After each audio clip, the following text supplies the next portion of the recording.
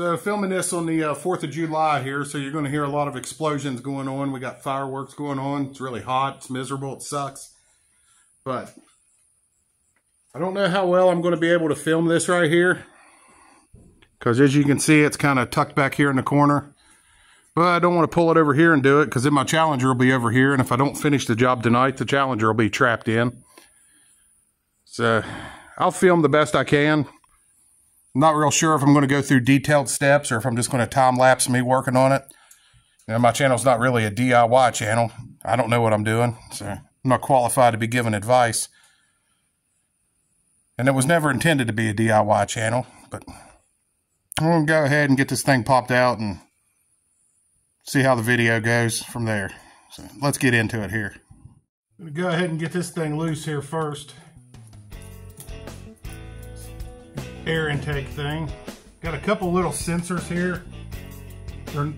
They don't really need to be unhooked, but I'm going to go ahead and unhook them just so I don't accidentally break them.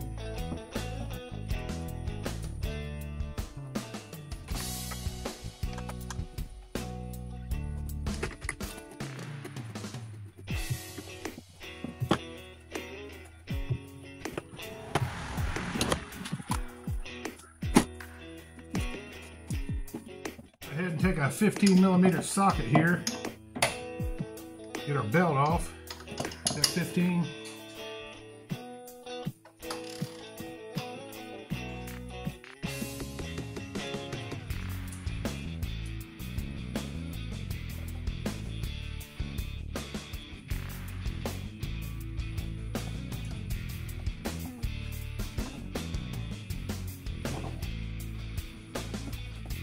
Most of the videos I watched, they drained the radiator first. I didn't really feel like doing that, so I got a shallow pan that fits right under the car. So I'm just going to loosen this radiator hose and let it all drain from there. Man, that antifreeze stinks. I think that Dexcool's the worst of all.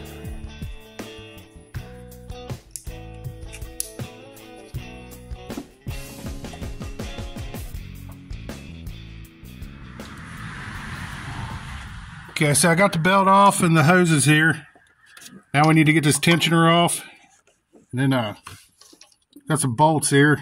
There's a few on each side. So that's what we're going to do next.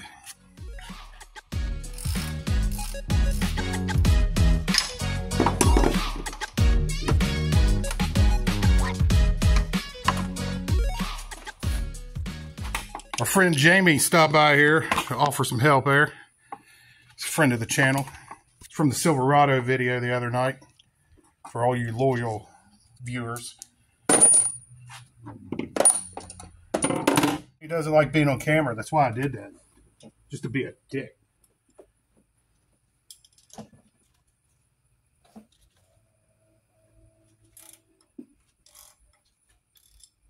It sure seems like something bigger than 10 would hold this thing in, doesn't it?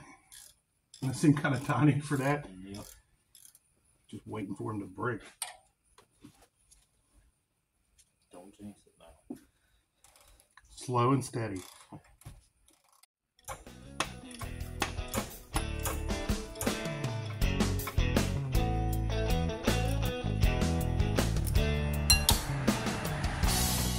Okay, so we're getting ready to get the last couple bolts out here. We're going to lift this thing up out of here.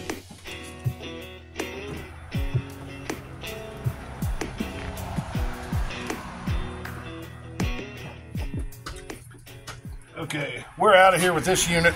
Oh, not on my thing. Oh, not on me. Ah. Now we got to swap these thermostats over here. I got this from Rock Auto. It's the Gates. I don't know. I was going to get AC Delco.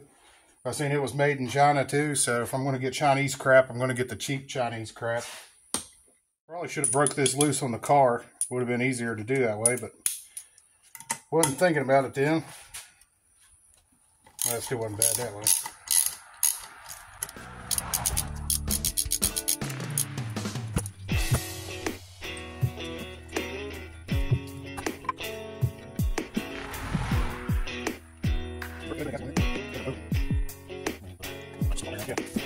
What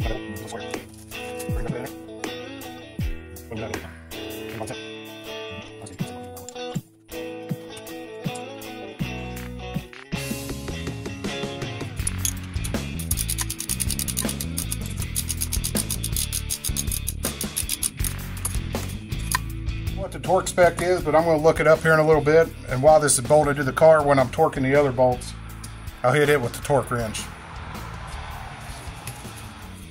And we're going to go over and get this unit slapped in there.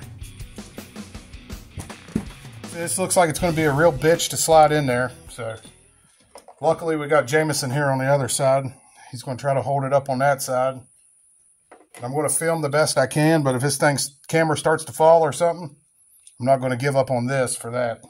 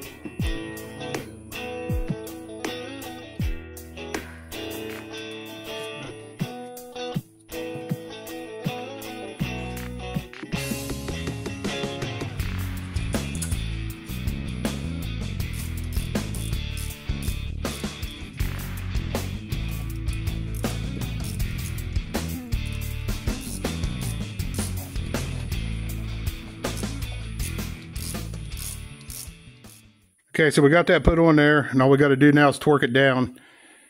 Now, specs is you do it a pass at 11, and the thermostat housing was 11, so I'll hit that while I'm there. And then you come back and do a pass at 22.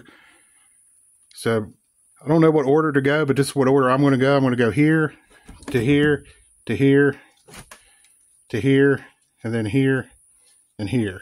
So, we're going to get this thing torqued now. So I made a round of 11 here. I'm going to go back and give it to 22.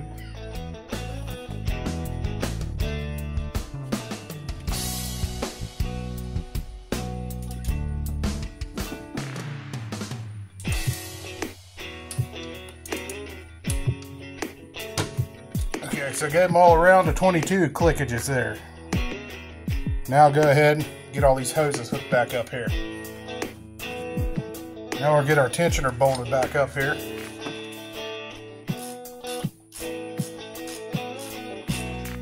Now we're going to get our air tube thing put back on here.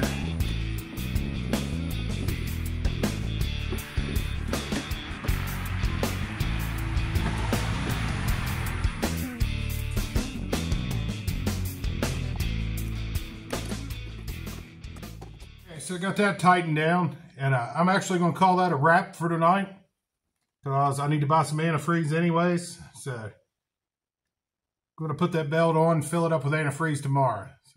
So through the power of video editing here, it's magically the next day. And I ended up getting this belt here. I always had a little bit of chirp in the belt, and I had a shop check it, and it's not the infamous harmonic balancer, or so they said. But I went ahead and got this, what they call a gator back belt or whatever. They're kind of hard to find now. I just happened to find this one on Amazon. So I'm going to go ahead and get it put on. Hopefully it takes away some of that chirp. So I'm not going to video putting that on because you're not going to be able to see anything. So we're going to get that put on, and we'll top it off with antifreeze here. I went ahead and filled it back up here. I took about 1.5 gallons that way. I know I'm going to have to let it run a little bit and top it off as I go. So I'm going to fire it up now, just check for any leaks.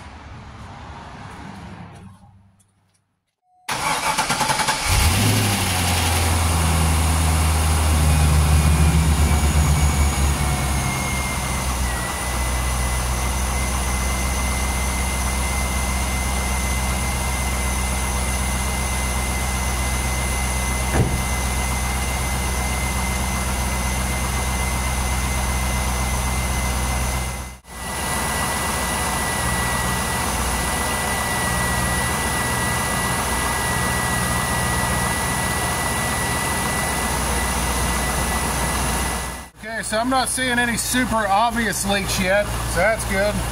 And fingers crossed, but so far I don't hear that little chirp that it had either, so hopefully that belt took care of that. I'll have to update in the future how that goes, but I'm gonna let this get up to operating temperature here. We'll top off the antifreeze as I go. We'll check it out here. So we're cranking along pretty good here. Car's warming up. Well, you can see it there.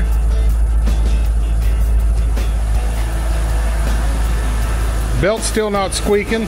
That's cool. I'm not seeing any leaks so far.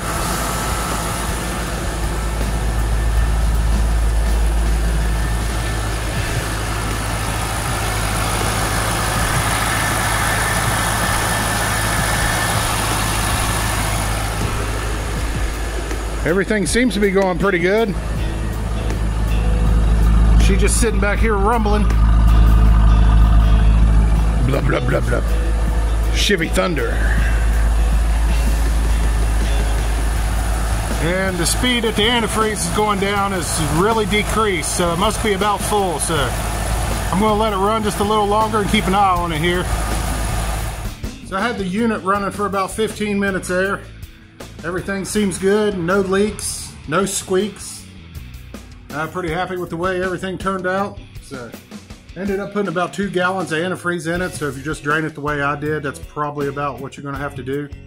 I'm not for sure because I really need to drive it a little bit and kind of top it off, you know, to be sure. But yeah, so far this project went pretty good actually. Maybe sometime before summer's over, we can get around to doing something with this extremely nasty hood insulation that's on here. Don't know what I'm going to do with that. Try to figure out something though. But I definitely appreciate you watching. I hope you found some of the tips helpful, even though there wasn't very many tips because this wasn't a DIY video. Well, it was for me, but not for you. But hey, this is Hoob with Hoob's Garage. We'll catch y'all in the next one. We'll see y'all.